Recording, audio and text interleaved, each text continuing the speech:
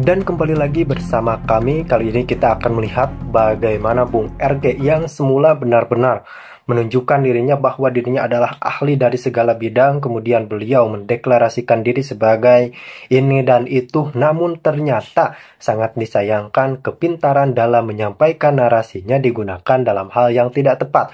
Atau dalam hal ini beliau sepertinya kedapatan membawakan sebuah narasi yang hanya bersifat imajinasinya, namun dipaksakan dikemas seolah itu fakta. Dan ketika yang menemukan narasi tersebut adalah golongan tertentu yang memang tidak suka dengan pemerintah Republik Indonesia, tentu saja narasi tersebut dipuja layaknya dewa dan diagung-agungkan untuk kemudian dijadikan alat sebagai penyerang pemerintah. Namun sangat disayangkan narasi tersebut hanyalah opini atau bahkan imajinasi. Seperti yang ada dalam perdebatan kali ini, Bung Ade Armando benar-benar menguliti narasi imajinasi Rocky Gerung yang nampaknya mulai kelewatan, dan ini benar-benar harus dikasih paham. Langsung kita simak selengkapnya.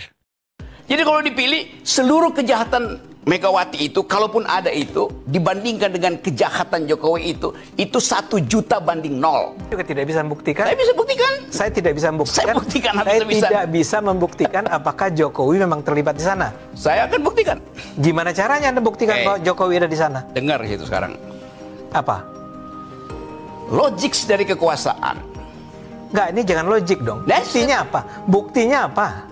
Kapan seseorang menahan ambisinya kalau perintah moral dia itu adalah dinasti? Perintah moral apa? Perintah moral adalah perintah tertinggi. Yes. Tentu saja. Ya, jadi dia akan batalkan. Batalkan apanya? Kalau perintah moralnya bangun dinasti, oke? Dia akan batalin apa enggak tuh? Bagaimana mungkin ada sebuah perintah moral bentuknya adalah bangun dinasti? Seharusnya tidak boleh ada, tetapi itu faktanya, itu deh lo. Itu karangan Anda. Lo ini itu imajinasi Anda. Gini, imajinasi saya, oke? Iya. Imajinasi saya itu, you cari pembuktian ilmiah, nggak ada kan? Nggak ada. Sebelum kita menuju ke Bang Rocky Gerung, saya mau ke Bang Ade Armando, singkat saja Bang. Yang saya setuju sama Freddy, ya. Pastilah. Tentu saja, ya. Jadi begini. Dan saya rasa memang ada kesalahan Bu Mega di sini. Kemarin itu mestinya ketika kondisi memburuk, krisis terjadi, yang dilakukan Bu Mega menurut saya seharusnya konsolidasi, ya. Nah, ini konsolidasi belum terjadi, sudah keluar misalnya perintah agar tidak hadir di dalam acara retret. Bukan tidak hadir, menunda. Menunda, ya kan? Ya. Tidak hadir pada hari. Beda tidak hadir, menunda. Apapun itulah. Karena sekarang kan sudah dikatakan bahwa, well, kalau terlambat 4 hari harus ikut ulang, ya. Kan misalnya begitu. Saya mau bilang bahwa perintah itu sangat mengganggu kelihatannya buat para kader PDIP yang sebetulnya ingin datang ke sana, ya. Jadi ini menimbulkan persoalan-persoalan baru. Yang saya pikir memang Bu Mega ini atau tim pimpinan PDIP, apalagi karena sekarang udah nggak ada sekjen nih, ya. Itu harus dengan cepat mengkonsolidasikan diri menuju April 2025, ya. Karena kalau urusan Hasto saya setuju udah selesai nih. Tinggal maju ke pengadilan, dibuktikan di pengadilan. Kan selalu ada kemungkinan ternyata Pak Hasto terbukti tidak bersalah, kan. Kita harus selalu punya perasaan prejudice of innocence itu, praduga tak bersalah. Jadi mungkin saja dia ternyata tidak terbukti melakukan hal-hal yang dituduhkan oleh KPK. Gimana nih, Bung Rocky?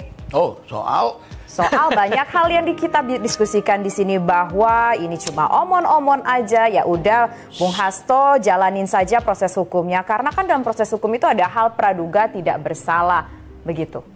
Ya, saya belajar ilmu politik, saya belajar ilmu ekonomi itu. Saya belajar filosofi, dan saya nggak pernah menganalisis politik dari variabel-variabel yang kuantitatif. Saya selalu ingin lihat politik itu di dalam pengertian awal dituliskan oleh Aristotle, bahwa politik adalah soal virtue, soal supremasi dari etik itu. Yang perilaku PDIP teknis, perilaku Jokowi adalah etis, dan kesalahan etis kesalahan tertinggi dalam politik. Korupsi tertinggi adalah abuse of power. Permainan-permainan yang terjadi di semua partai itu ya soal biasa aja kan, tukar tambah. Tapi ini otak Jokowi itu hendak Tapi kita mau fokus ke persoalan sekarang yang disampaikan oleh Hasto. Ya, dengan hanya bisa fokus kalau kita punya frame yang lebih imperatif. Oke. Jadi moralnya kalau ditanya, oke, gampangnya begini deh. Gibran datang ke tempat saya kok mau belajar politik. Kaisang menikah, dia undang saya. Saya nggak ada problem dengan dua anak itu. Tapi saya punya problem dengan kapasitas ayahnya itu untuk menternakkan anaknya ini masuk dalam politik. Anaknya mungkin nggak ngerti. Lantas apa yang salah, Bang, kalau ada seorang ayah ingin anaknya juga belajar politik, Bang? Itu tidak salah kalau dia raja. Ini republik bukan kerajaan. Masalahnya itu. Jadi saya ulangi lagi ya. Sekarang kita bikin perbandingan deh. You percaya mana, Jokowi secara moral atau Megawati? Tanya aja, reputasi Jokowi berkelahi dengan kekuasaan kapan? Ketika 98 ada lagi memimpin demonstrasi, Jokowi masih amplas-amplas meja. Yes. Dia tidak belajar, dia bahkan nggak ngerti sejarah republik. Tanya pada Jokowi apa yang dia tahu tentang sejarah republik. Sebutin Tan Malaka, sebutin Sultan Syahrir, sebutin Nasib. Nggak kenal. Kosong pikirannya, itu soalnya. Dan berbahaya orang yang tidak tahu sejarah itu masuk dalam kekuasaan hanya untuk membuat sejarahnya sendiri. Tapi Megawati bertahun-tahun hidup di dalam kekerasan politik, moralnya diuji itu. Jadi kalau dipilih, seluruh kejahatan Megawati itu, kalaupun ada itu, dibandingkan dengan kejahatan Jokowi itu 1 juta banding 0. Jadi kalau menurut Bung Rocky, permintaan dari Bung Hasto, kita kembali ke judul kita besar malam ini, Hasto versus Jokowi, ini mulai bertensi tinggi, kemudian meminta supaya keluarga Jokowi untuk diperiksa, itu sangat beralasankah? Pasti beralasan, karena pada akhirnya satu waktu bukan hanya ancaman untuk ada soal ancaman di situ. guling politik. Yang minta itu bukan Hasto, mahasiswa minta, masyarakat sipil minta, mama minta, LBH minta. Dan itu yang kita mau uji sebetulnya. Bisa nggak Indonesia ini balik pada etik itu? Itu dasarnya tuh. Oke. Dan kemampuan kita untuk menilai itu ada di depan. Sekarang beredar seluruh meme apa aja itu. Dan bayangin seorang presiden Jokowi itu diolok-olok sedemikian rupa tuh. Sekarang karena Jokowi ditempeli oleh Prabowo juga kena kan? Kan kita mau balikkan politik ini atas dasar tadi itu, the primacy of value, dan ada. Oke. Tanya pada Jokowi, ngerti nggak dia apa yang disebut demokrasi? Nggak ngerti. Oke, silakan Bung Freddy ditanggapi. Ini tidak main-main tudikannya, harus benar-benar jawab nih Bang Freddy.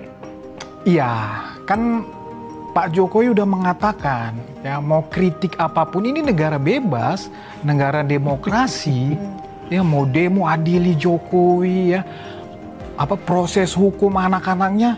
Silakan saja, saya udah sampaikan tadi, Pak Jokowi itu nggak ada beban. Tetapi kan ini juga negara hukum, semua harus berdasarkan hukum. Ya, oke, presumption of innocence, ya, perlakuan sama. Jadi bukan hanya mentang-mentang Pak Jokowi presiden, kemudian dia diolok-olok begitu cukup, hanya modal omon-omon. Ya enggak, kemudian Hasto nggak bisa hanya modal modal omon-omon. Jadi harus fair juga, jangan melihat dari satu sisi, kemudian dari sisi lain hanya menyudutkan begitu. Semua harus berdasarkan hukum, semua harus berdasarkan fakta, gitu loh. Saya cuman. Tapi begini, ini kan nama Pak Jokowi sudah dicemarkan begitu ya, apalagi membawa keluarga, nama anaknya. Biasa aja. Ada rencana membawa ke langkah hukum nggak? Nggak ada. Pak Jokowi udah berulang kali menyampaikan biasa aja. Beliau diperlakukan seperti itu udah hal yang biasa. Bebas aja. Pak Jokowi nggak merasa dicemarkan nama baiknya? Nggak merasa. Nggak ada beban. Tidak akan membawa ke langkah hukum. Silakan aja, bebas aja. Oke, baik. Silakan Bung Ade Armando. Ya, saya harus sampaikan bahwa cara berpikir saya memang berseberangan dengan Bung Rocky ya. Misalnya saja soal bahwa Pak Jokowi itu merusak demokrasi Indonesia dengan merusak Mahkamah Konstitusi kan? Saya nggak setuju. Saya merasa bahwa keputusan Mahkamah Konstitusi untuk yang ujung-ujungnya mengizinkan Gibran maju itu bukan urusannya Pak Jokowi, itu urusannya Mahkamah Konstitusi. Kenapa Jokowi nggak batalin? Bagaimana caranya dia membatalkan? Karena dia tidak ngerti political ethics, itu dasarnya. Oke, silakan dijawab Bung Ade. Saya mau bilang bahwa dia menikmati kekeliruan itu. Saya bukan sekedar dia nikmati, dia nggak paham. Tidak setuju dengan tuduhan bahwa yang berada di belakang keputusan Mahkamah Konstitusi tersebut adalah Pak Jokowi. Jadi di situ aja kita udah beda. Dia tidak bisa membuktikan itu, saya juga tidak bisa membuktikan. Saya bisa buktikan. Saya tidak bisa membuktikan. Saya buktikan, Saya bisa. tidak bisa membuktikan apakah Jokowi memang terlibat di sana. Saya akan buktikan. Gimana caranya Anda buktikan bahwa Jokowi ada di sana? Dengar situ sekarang. Apa? Logik dari kekuasaan. Enggak, ini jangan logik dong. Buktinya apa? Buktinya apa? Ini saya mau terangin itu bukti. Ya apa. Seseorang yang punya ambisi, dia akan maksimalkan ambisinya. Sampai di situ dulu. Benar nggak tuh tesisnya? Enggak, buktinya apa? Bukan, saya mulai dengan cara berpikirnya. Ya. Anda punya ambisi, Anda akan ambil kesempatan untuk memaksimalkannya apa enggak tuh? Kesempatan itu adalah sesuatu yang relatif. Yes. Jadi misalnya begini. Oke, tunggu. Nggak, saya mau bilang, no. Anda harus siap. Kasih kesempatan saya selesaikan. Apa yang namanya ambisi? Nggak, saya mau bilang begini. Saya akan berusaha keras agar apa yang saya ambisikan itu tercapai. Tapi semua harus dilakukan dengan cara yang etis. Sekarang setuju? Jadi saya mulai poin pertama ya. Kalau Anda punya ambisi, Anda akan maksimalkan apa enggak? Dengan cara yang etis, iya. Iya. Dengan cara yang etis, iya. Oke. Kapan cara yang etis itu dipakai oleh seorang yang ambisinya tak tertahankan lagi? Enggak, karena saya ada enggak, karena saya ada batasan etis, saya tidak akan mengatakan ambisi saya sudah tak tertahankan. Kapan seseorang menahan ambisinya kalau perintah moral dia itu adalah dinasti? Perintah moral apa? Perintah moral adalah perintah tertinggi. Yes. Tentu saja. Ya, jadi dia akan batalkan. Batalkan apanya?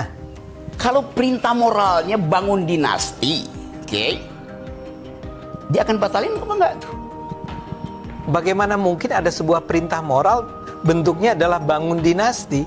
Seharusnya tidak boleh ada, tetapi itu faktanya, itu deh lo. Itu karangan Anda. Lo ini itu imajinasi Anda. Gini. Imajinasi saya, oke? Iya. Imajinasi saya itu, you cari pembuktian ilmiah, nggak ada kan? Nggak ada.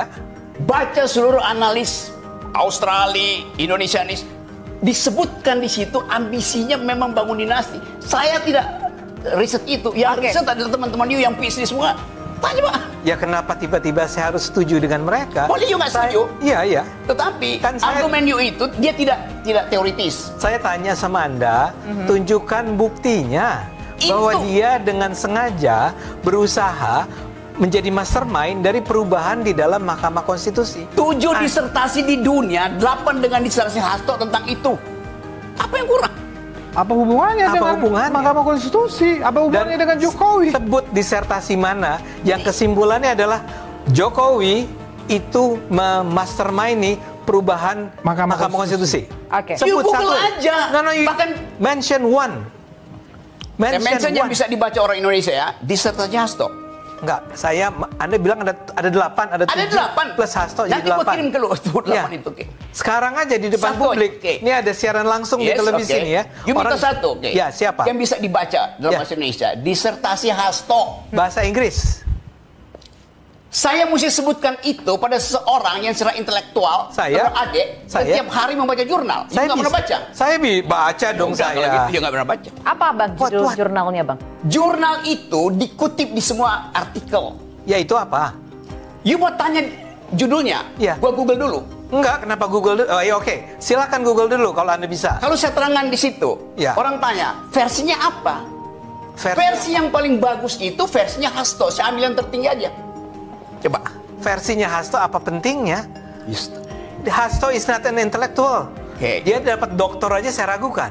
Ya udah kalau you meragukan Hasto dapat doktor, saya meragukan you dapat doktor juga. Gak apa-apa, Rocky. Ya justru itu. Saya cuma ingin agar Anda membuktikan pernyataan Anda. Ada 7 disertasi di dunia ini yang menyatakan bahwa Jokowi berada di 7 belakang. 7 karya ilmiah. 7 karya ilmiah. Di dalamnya ada disertasi Hasto. Masa saya membenci fasilitas yang disiapkan oleh pemilu? Benci itu personal, nangkep gak? Iya. Saya mau bilang bahwa Anda tanpa ada bukti sedikit pun mengatakan bahwa Jokowi berada di belakang perubahan pasal dalam keputusan Mahkamah Konstitusi. Jokowi ada di situ karena yang punya ambisi untuk menjadikan anaknya presiden adalah adek. Gak bisa. Tunggu, yang punya ambisi siapa tadi?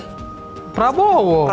Oke, baik. Sorry Nggak Jokowi. apa-apa. Saya nggak tahu. Saya juga nih. Iya, saya jawab Prabowo emang. Lah itu udah di publik kok. Oke, jadi Prabowo pada waktu itu adalah presiden. Karena itu dia pengaruhi Iya, itu omongan Dia Bang Rocky. punya argumen Iya, sendiri. tapi pada waktu itu Prabowo bukan presiden, Jokowi bukan.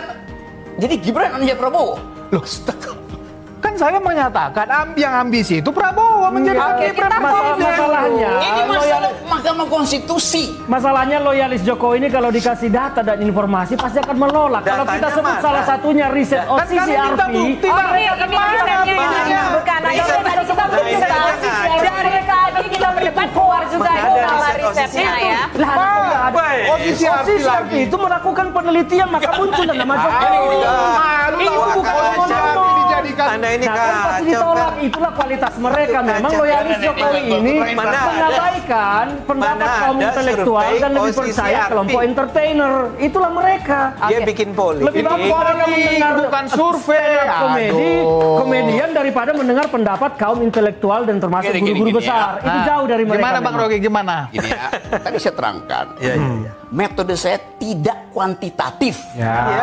Kualitatif tadi Kualitatif. pendekatannya. Boleh. Karena itu kita pakai prinsip berpikir Ya. secara hermeneutics. Oke, Boleh. saya bilang tadi. Boleh. Apakah Prabowo punya ambisi menjadikan Gibran itu presiden, wakil Mungkin. presiden? Ya. Mungkin. Oke. Gimana buktinya? Loh, sekarang dia jadi wakil presiden. Ini bukan sekarang, pada waktu itu apa? Loh, kan Anda Iya, mengatakan gitu. Bang Rocky. Tapi gini deh, Harus kita balik dibedakan lagi deh. ambisi menjadikan Gibran dengan Lah ambisi buktinya menjadikan diambil, Prabowo Bang. presiden. Iya, diminta berulang Tapi kali. begini. Tapi ambisinya Itu bukan ambisi menjadikan dong. Gibran. Wah, Gini, ini makin Cara Prabowo menjadikan Gibran wakil presiden, maka Prabowo pengaruhi Mahkamah Konstitusi, betul nggak? Saya tidak bisa buktikan itu. itu. Berarti itu tidak Loh, tadi terbukti kan dong, bicara Bung Rocky. ambisi. Berarti statement Bung Rocky Bicara nggak Mahkamah terbukti Konstitusi, dong. Abang nggak jawab, Yang soal Abang nggak tadi bisa yang terakhir buktikan. dibilang, Saya kan? ulangi pelan-pelan ya. Saya bilang yang punya ambisi menjadikan Gibran tokoh politik wakil presiden, Jokowi atau Prabowo? Yuk anggap Saya Prabowo. jawab Prabowo. Oke. Berarti tadi poin itu Prabowo mengacak-acak. Itu dua hal yang berbeda. Bung Rocky. Itu dua hal yang berbeda. Itu loncat. Itu Oke, baik. loncat. Itu Tapi fakta. begini, Logika Anda sebentar. loncat, Rob. Itu fakta. Ya, kita tahu. Saya Kasus pikir ini- nalar mereka berdua ini sudah sesat ya. Loh, itu Saya fakta. percaya Prabowo kalau bicara ambisi, Prabowo berambisi untuk dirinya jadi presiden, bukan menjadikan Gibran wakil presiden. Kalau Justru bicara karena dia ambisi, berambisi jadi presiden, Oke. maka harus wakilnya si Kita- Gibran. itu bukan Sebentar. ambisi, tetapi langkah strategis. Ambisi harus Anda bedakan. Oke, kita Bagaimana tidak Anda akan mau berbicara Apapun definisi namanya. soal Mengklasterkan ambisi ambisi dan saja langkah tidak strategis. bisa. Tapi begini, terakhir sebelum kita mengakhiri Oke, diskusi iya. ini, Sabar. Bung Rocky, kenapa memang kalau seandainya kemudian kita melihatnya justru Hasto itu mengeluarkan statement Jokowi A, B, C, D itu sekarang kalau memang seandainya ia melihat sesuatu itu sudah tidak benar dari beberapa waktu yang lalu, dari bertahun-tahun yang lalu, dari berbulan-bulan yang lalu, kenapa tidak disampaikan saja dahulu? Kenapa ketika yang bersangkutan tersandung kasus hukum baru disampaikan? Ya kenapa kasus hukum itu baru disandungkan hari ini? Oke, baik. Lagi ada pengakuan penyidik bahwa dari dulu harusnya kan begitu. Oke, baik. Jadi kan memang dari dalam itu sudah kelihatan kenapa. Oke, kita lihat saja bagaimana proses hukum ini akan berjalan, termasuk juga apakah kira-kira akan ada nyanyian lanjutan dari Hasto Kristianto, pemirsa. Bagaimana pula Kita tunggu ya, KPK kita berharap. menghadapi kasus ini, pemirsa. Kita tentu publik menantikan sepak terjang dari kasus ini, baik dari KPK, kemudian juga dari pihak-pihak yang namanya santer terdengar. Dan kita sudah mendengar bahwa Joko Widodo sudah memberikan statementnya, merespon mengenai video yang disampaikan oleh Hasto Kristianto. Demikian kebersamaan kita dalam Indonesia Kita kali ini. Saya Tisa Noveni undur diri. Terima kasih, selamat malam, sampai jumpa.